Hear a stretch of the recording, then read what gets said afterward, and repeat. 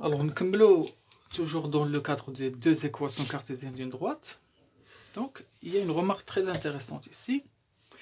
C'est pour le passage de cette étape vers cette étape. Donc, nous avons premièrement passé le 1 et 2 et moins 1 de l'autre côté. Et nous avons divisé sur 4 pour passer 4 de l'autre côté, divisé sur moins 2 pour passer moins 2 de l'autre côté, et 3, nous avons aussi passé de l'autre côté, nous avons divisé sur 3. Maintenant, qu'est-ce qui se passe si l'un des deux ou deux sont nuls? On ne pourra pas le passer. Si par exemple on avait ici 0 fois t, on n'aurait pas pu passer 0. Ou bien ici, ou bien ici. Donc je vais donner deux exemples très intéressants pour pouvoir savoir ce qu'on va faire dans ce cas. Donc ce qu'il faut savoir déjà, c'est que quand on prend une droite D et qui passe par un point A, peu importe ses coordonnées, et dirigée par un vecteur, il faut savoir que les trois coordonnées de U ne sont pas tous nuls. Ça veut dire que je peux avoir des zéros ici, mais pas 3 zéros. Je peux avoir 0 et 0 et 1 par exemple. Ou bien 1, 0 et 0. Ou bien 2 avec 0 et 3. Mais 0, 0, 0, non. L'essentiel, c'est que l'un au moins des trois comment dirais-je, coordonnées de U, il doit être non nul parce que U il est non nul. Et puisqu'il est non nul, donc l'un des trois coordonnées est non nul. Voilà. Donc un premier exemple.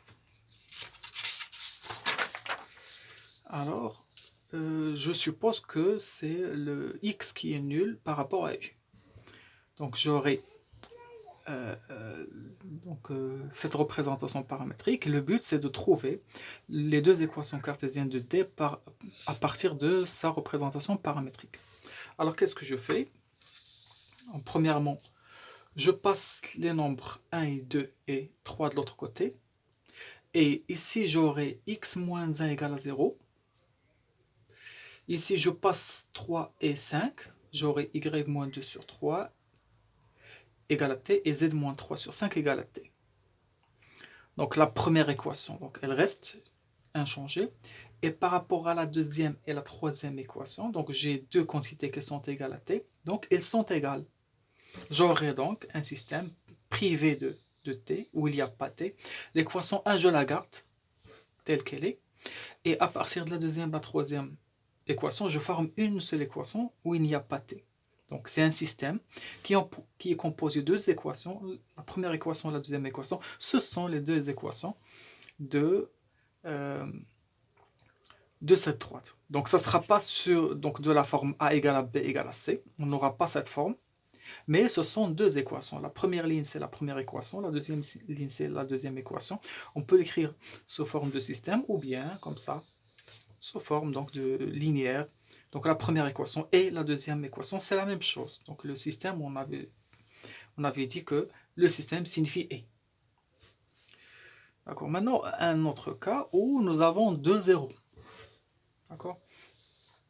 Alors par exemple, U c'est 0, 3, 0. Et j'aurai ce système. D'accord. Donc, je fais passer le 2 et le 4. Donc tous les nombres, j'essaie de les passer. Donc 2, ça va donner x moins 2 égale à 0. Et moins 2 et 3 de l'autre côté, ça va donner ça. Et z égale à 4.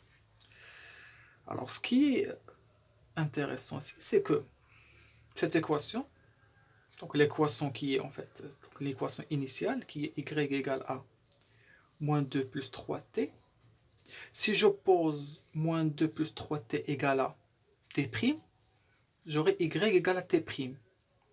Ça veut dire que y il appartient à R et il prend la valeur qu'il veut. On n'a pas de restriction sur y. Et dans ce cas, donc je ne vais pas aller plus loin, dans ce cas précis, qu'est-ce qu'on fait? On élimine, on élimine cette deuxième ligne, parce que le fait que y appartient à R et il prenne la valeur qu'il veut, alors c'est ça qui nous a permis de l'éliminer, parce qu'il est arbitraire et il peut prendre la valeur qu'il veut. Alors ce qu'on va faire par la suite, c'est seulement garder la première ligne et la deuxième ligne. Ce sont nos deux équations. Donc nous avons éliminé cette deuxième équation, où il y a t.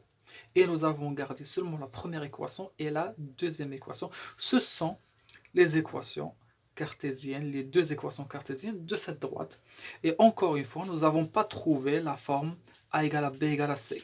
Non, mais nous avons trouvé deux égalités, deux équations. Ce sont les équations cartésiennes de la droite D. Alors, donc, on peut l'écrire sous forme de système ou sous forme linéaire.